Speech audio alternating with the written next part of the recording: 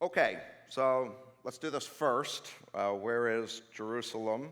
Here we are leaving Florida, kind of flying across the Atlantic and Mediterranean, diving down. Jerusalem is way up in the mountains. So we were in Jericho last week, which was down by the Dead Sea. Jerusalem's just opposite the north tip of the Dead Sea. But whereas Jericho was way down low, Jerusalem's way up high, up in the mountains. And of course, it has a long history, and we're not going to get to the entire history of Jerusalem, but just like a chapter or a page from that chapter. Let's start in Isaiah 36. I'm going to read, first of all, the first 3 verses. In the 14th year of King Hezekiah's reign, Sennacherib, king of Assyria, attacked all the fortified cities of Judah and captured them. Then the king of Assyria sent his field commander with a large army from Lachish to King Hezekiah at Jerusalem. When the commander stopped at the aqueduct of the upper pool on the road to the launderer's field, Eliakim, son of Hilkiah, the palace administrator, Shebna, the secretary, and Joah, son of Asaph, the recorder, went out to him. So, let's just locate this chapter in history. There was this long time period, the time of the kings. Started with King Saul, but he was not the kind of king that God was after. So God went and found David, a man after his own heart. He made a promise to David that there would always be a descendant of his on the throne. And if you read about the kings in the Old Testament, there are some good kings, but a lot of bad kings. Anyway, Hezekiah was a son of Ahaz, who was a very bad king. He turned to idols. He didn't honor the Lord at all. He had no use for him. And one of the things he did is he so to speak, sold the land of Israel into the hand of an empire called the Assyrians. He started paying taxes to the Assyrians and just became assimilated into that empire. Anyway, I'm just going to pick from a few different scripture passages to give you some history, and you may get more interested. You can read all about it both in the Kings and in the Chronicles, 1st and 2nd Kings, 1st and 2nd Chronicles. This described in the 2nd Chronicles when Hezekiah became king. It says, Hezekiah was 25 years old when he became king. In the first month of the first year of his reign, he opened the doors of the temple of the Lord and repaired them. So he was a young guy, 25. His father Ahaz died, and he had a zeal for God. Did he wait around? He didn't wait around. The first month of his first year, he says, we're turning this country back to God, so to speak. And the first thing he did is he went and opened the temple back up. And if you read about his life, he smashed down idols, and all of the scriptures and the festivals and feasts they hadn't been celebrated. So if you keep reading in 2nd Chronicles chapter 30, it says, Hezekiah sent word to all Israel and Judah, inviting them to come to the temple of the Lord in Jerusalem to celebrate the Passover to the Lord, the God of Israel. If you read that entire chapter, you'll find out that the Passover had not been celebrated in years and years and years. And when he sent out this message, a lot of the people were like, what are you doing, you old-fashioned, who are you? Who do you think you are? And there was a lot of static he received, but people came. And the temple was open, and the scriptures were read, and he encouraged people to come back to faith. 2 Kings chapter 18 says this, Hezekiah trusted in the Lord, the God of Israel. There was no one like him among the kings of Judah. He held fast to the Lord and did not stop following him.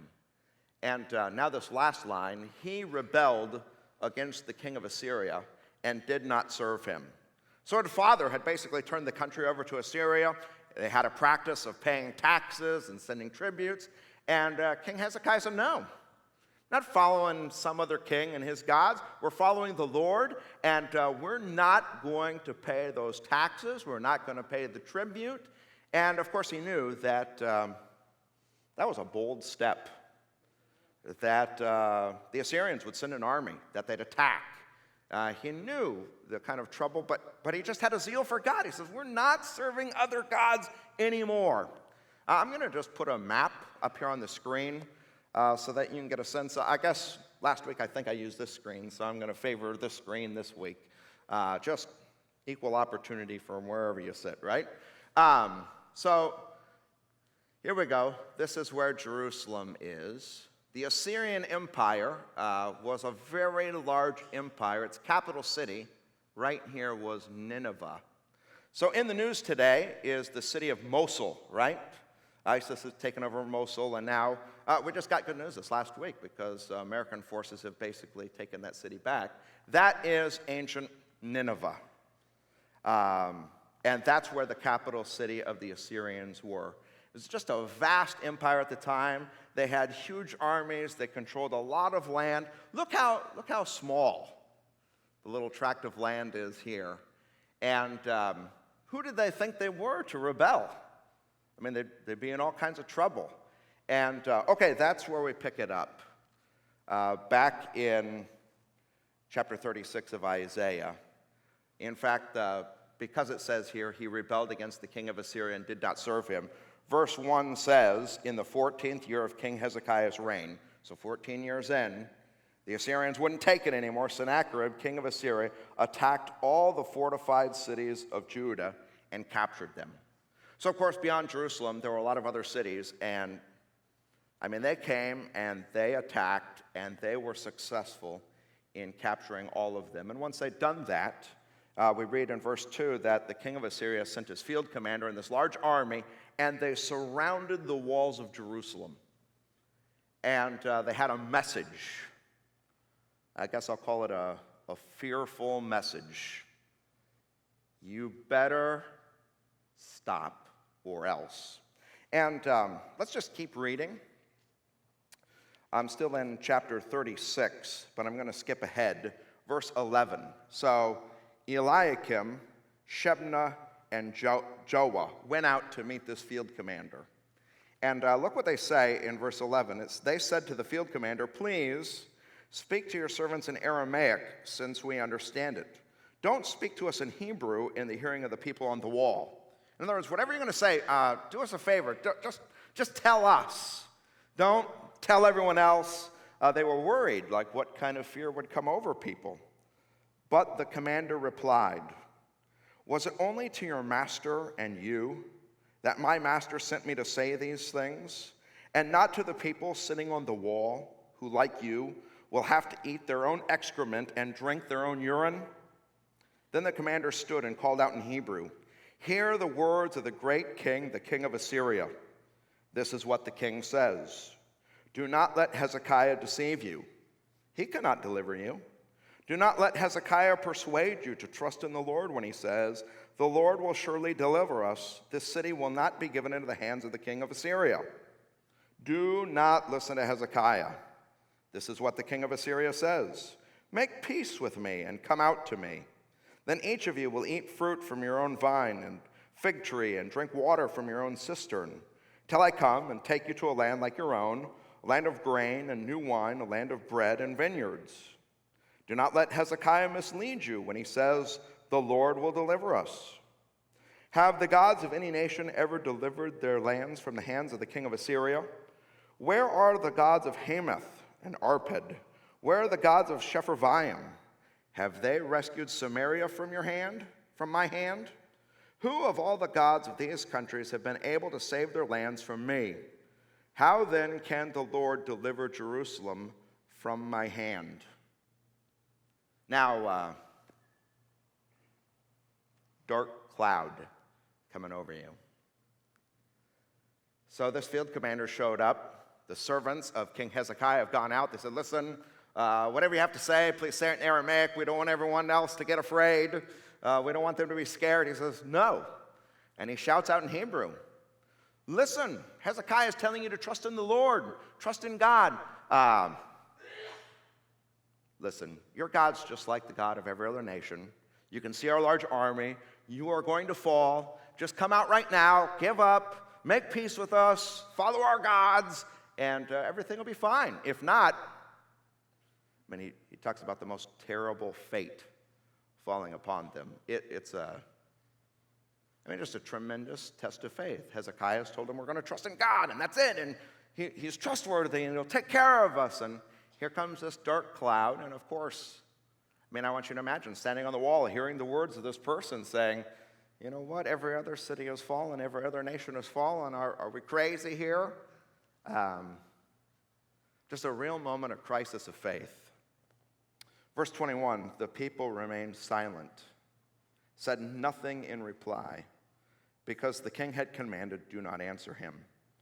Then Eliakim, son of Hilkiah, the palace administrator, Shebna, the secretary, and Joah, son of Asaph, the recorder, went to Hezekiah with their clothes torn and told him what the field commander had said. Okay, dark cloud coming, test of faith. Let's back up a little bit. I'd like to just, so that we really get into the time frame, talk about history and things that we were able to kind of see with our own eyes. I'll show you some pictures as well. Jerusalem at that time had been it was a well-fortified but somewhat smaller city. This is an artist's rendering of what Jerusalem would have looked like at the time. And it was well-fortified, kind of up in the mountains. You can see all the walls around it. And this is sort of interesting. I don't know if you realize this, but it was actually David who first conquered this city. There was a group of people known as the Jebusites who lived there. And up until that time, they had not been conquered. David, actually with his men, conquered this city for the first time. And then David moved his capital city from a city called Hebron to the city of Jerusalem. And I just want to show you this. Right over here, along the eastern walls, there's a spring called the Gihon Spring. And it was just outside the walls at that time. And there were these water shafts that brought water into the city. You could go out to get the water, or else there was these shafts that were cut down, for instance, from the palace. And you could go down these shafts, so to speak, and get water. But it was a well-fortified city. Anyway, if you read about how David conquered the city, this is the account in 2 Samuel. It says, David and his men marched to Jerusalem to attack the Jebusites who lived there. And the Jebusites said to David, you will not get in here. Just who do you think you are? In fact, they said, even the blind and lame can ward you off. So they're like shouting over the wall, like, I don't know what you think you're doing. We don't even have to have skilled fighters here. Even those who are blind and lame could fend you off. And the very next verses say this. On that day, David had said, anyone who conquers the Jebusites will have to use the water shaft to reach those, and then he, in quotes, lame and blind, who are David's enemies. And the history is this, that David and his men, in a kind of a sneak attack, climbed up the water shaft from the Gihon Spring up into the palace. No one had ever even thought of doing anything like this before. They were able to conquer the city, and that's how David took it and became king. And, it was like this impossible place to conquer, and David did it. Anyway, I want to just move this forward. So that's what the city looked like. I hope, especially those of you who are in the back, you'll be able to see this, but this is like an aerial view looking at a map. At the time of David, when he conquered it, it says there in the middle, you might not be able to see it too well because it's kind of small. It says, City of David. So in David's day, that's how the walls looked. His son Solomon had it in his heart, and it was actually a direction from the Lord, to build the temple on the mountain which was right above the city of David, Mount Moriah. And so in Solomon's times, the walls of the city expanded, and they went up to there. Now I've done it. Where am I? There we go. I'm all the way back. That was something else. It skipped like 6 slides. So the city expanded, and the temple was built. And so from the time of Solomon forward, that was the size of the city. Now, in Hezekiah's day, he really had to do something, because first the Assyrians came, they attacked the north part of Israel. This is in about 722 BC. The Assyrians came, they decimated the north, and a lot of people fled from the north down to the south, and many of them came to Jerusalem. And then we read about it at the beginning of chapter 36, that they went out and they conquered all the cities in Judah and captured them. So there were a lot of refugees who came to Jerusalem. And so in Hezekiah's day, one of the things he had to do, because he refused to pay pay these tributes. He knew the Assyrians were going to come. He made a decision to expand the wall so that people could take shelter there. And so he expanded the size of the city. He built a wall that looked like this. And a lot of people came and just took shelter there. And so Hezekiah was saying to all the people there in that city, it's like, although the Assyrians have conquered your city, although that's true, we've just got to trust in God and put our faith in him. And he built the walls up. Anyway, I'd like to just show you this picture because we had the opportunity to see it. Do you see, I don't know if you can notice this. Now I guess I'm over here. That part of the wall right there. Here's a picture in modern-day Jerusalem. You can see still a portion of the wall that Hezekiah built. Now the city is kind of built on top of it, but in one portion they've dug down, and you can see even today a picture of Hezekiah's. It's called the Broad Wall because he knew that people would flee to him, and as he prepared for Assyria coming, he knew he had to build a bigger wall. That's one of the things that Hezekiah did that was just outstanding. He had this huge wall built to take in refugees. The next thing he did is he said to himself, listen, our city is basically impenetrable, except, do you remember what David did? He climbed up the water shaft from the Gihon spring, and Hezekiah knew that was the one vulnerability. And so he did something, it was a marvel, a feat of engineering. He decided, I have got to move that water source inside the city. And so he actually built a channel, which to this day is called Hezekiah's Tunnel. And he literally chipped through rock like the size of a person, this long tunnel more than a quarter-mile long, and redirected that water so it flowed all the way to the other side of the city. I'll show you, this is the Gihon Spring right outside. They built this tunnel, and they eventually had all the water flow from there all the way down to a pool called the Pool of Siloam. And maybe you're familiar with the Pool of Siloam. If you've read the New Testament, you'll realize that there was a man in John chapter 9 who was blind, and his disciples said, hey, why is this guy blind? Did he sin or did his parents? And Jesus said, no, it's not that. He's not blind because of that. It's for the glory of God so that, I could be made manifest. And he took some mud and put it in that man's eyes. And he said, now go wash it in the Pool of Siloam. And when the man did, it was a miracle he could see. So anyway, here's a description. 2 Chronicles 32:30. It was Hezekiah who blocked the upper outlet of the Gihon Spring and channeled the water down to the west side of the city of David. I found this on the internet because it's just hard to picture unless you've seen it yourself. Whoop, here we go. So the water was on the right-hand side of the screen, and he just had people carve through the rock all the way in this gentle slope down. And it's amazing how he did it because he was running out of time. He knew the Assyrians are coming. He had some people start on the upper side and some people start on the lower side, and they chipped, and the idea was to meet in the middle. And it's just a feat of modern engineering. You can actually walk through this channel today, and our family did. This is the entrance. I'll tell you what, people tell you, it's going to be just fine. Just start walking, and in a quarter mile, you'll come out the other side. And the first thing you have to do is kind of bend down, and water's flowing because the Gihon Spring is now going down toward the Pool of Siloam. And I had a backpack on. About halfway through, the walls start caving in on me, and even when I was hunched over, my backpack was hitting, so I had to take it off and give it to my kids. Here's a picture of us, I don't know, maybe like halfway through. Totally pitch black. I was just using my cell phone flashlight. That was the only light we had in there. And when I turned it off, it was just spooky. Water's running past your feet. And anyway, it's very interesting because there are times when it's higher and you can stand up, and then there are times when it's more narrow. But all along the way, someone took a chisel, and on both sides, when you get to about where the middle was, it starts making all these S's. And the reason for that is you can just imagine, well, some people started on one side and other people started on the other side, and they're supposed to be going toward each other. And at some point, apparently, they must have known they were close, and they started zigzagging.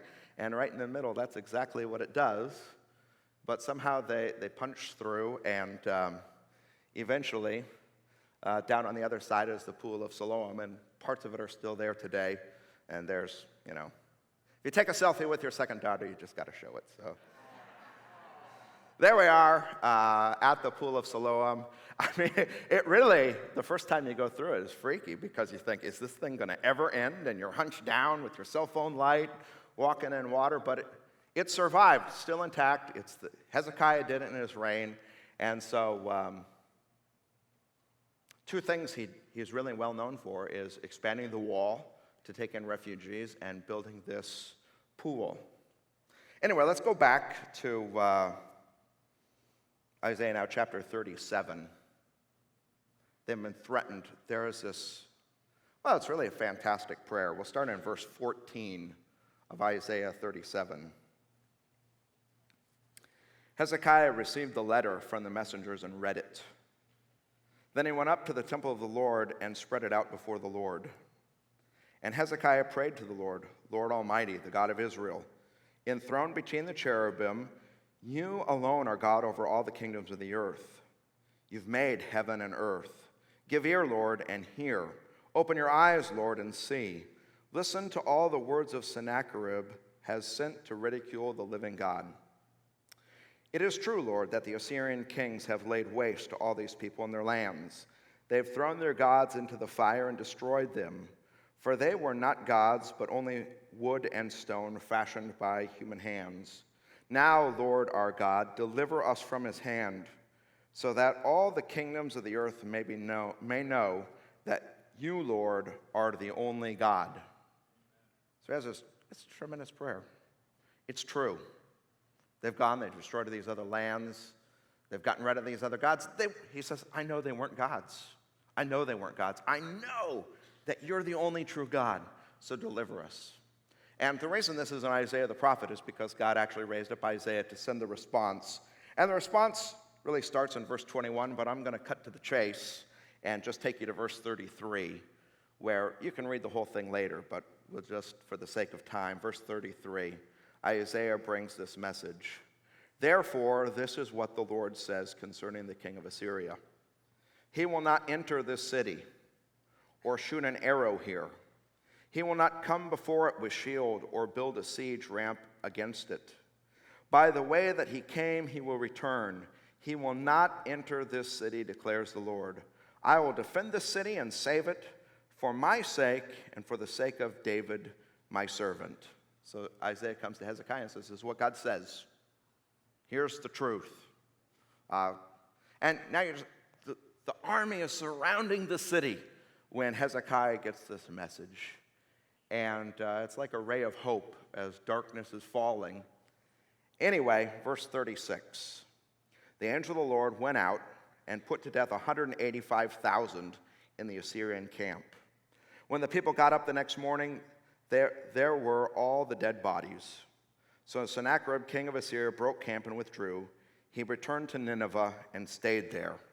One day, while he was worshiping in the temple of his god Nisroch, his sons Adrimelech and Sharezer killed him with the sword, and they escaped to the land of Ararat, and Esarhaddon, his son, succeeded him as king. So God, in the most miraculous way, showed up. His angel went out. The sheer scale of this, of course, it wasn't all the men, but 185,000 people dead. And Sennacherib says, let's retreat, let's go back. And while he's back in Nineveh, his sons put him to death. And just imagine the jubilation inside Jerusalem. They had been threatened. Do we believe God can save us or not? And just as that dark cloud was coming over them, faith in God wins the day, and God takes care of them, and they're saved.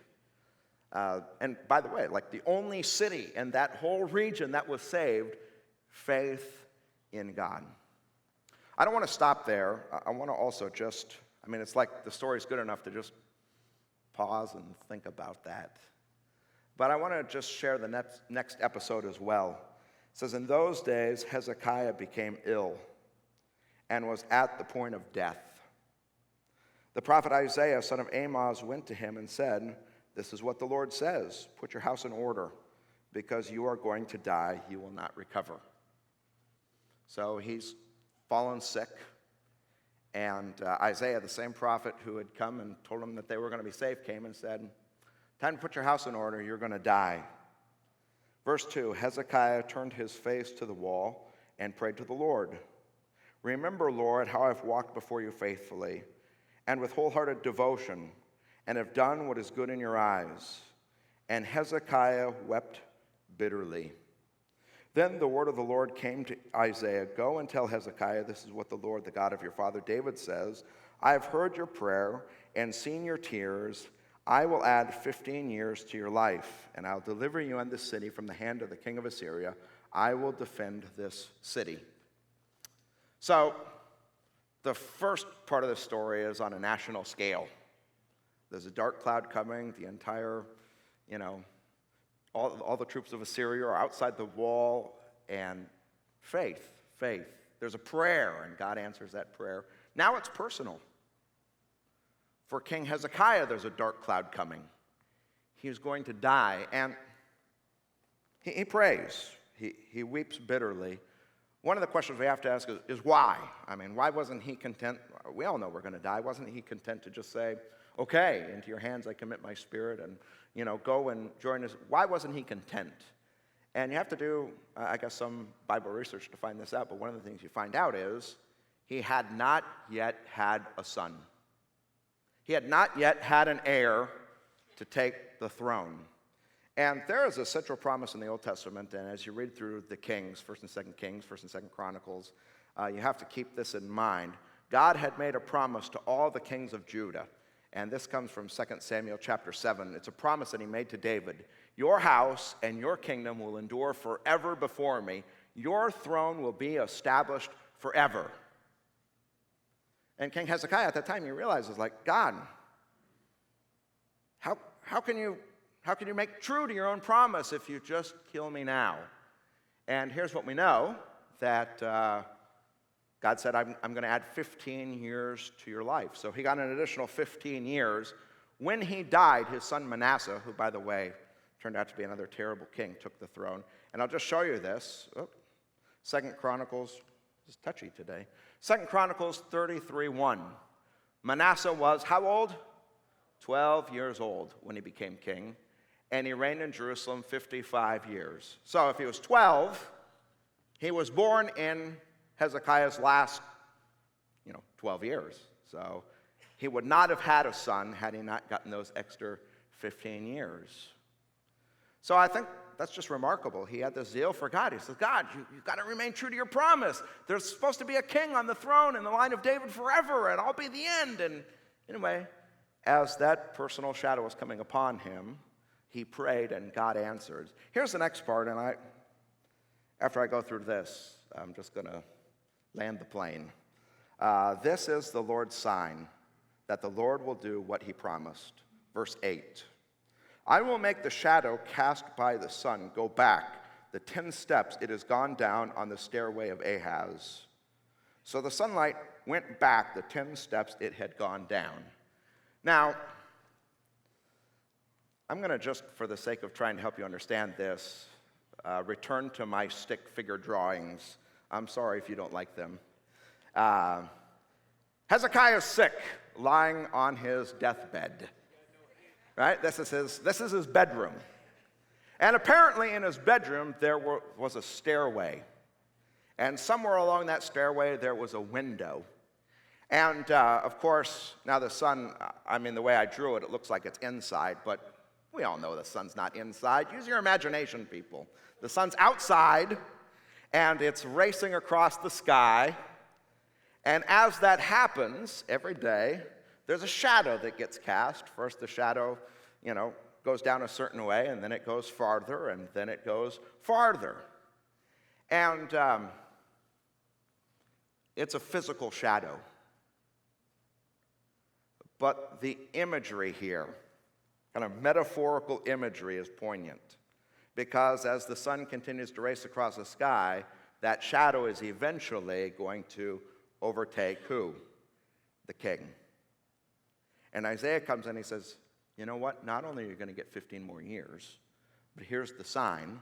The shadow which is coming down, the darkness which is coming to envelop you, will actually turn and go back the other way. Now, do shadows ever do that naturally? No, the sun goes further, the shadow comes further, right? But that's in fact what happens. I didn't count the steps, but 10 steps, the shadow goes back as a sign. And in fact, what we find out as you continue to read is that Hezekiah lives 15 more years. And this is such a remarkable image to me. As I sit here and I think about it, I say, wow, God, it's like a message to all of us. And here's why. Hezekiah, you're not going to die. The shadow of death is not going to overtake you now. You're going to live, and you're going to have a son.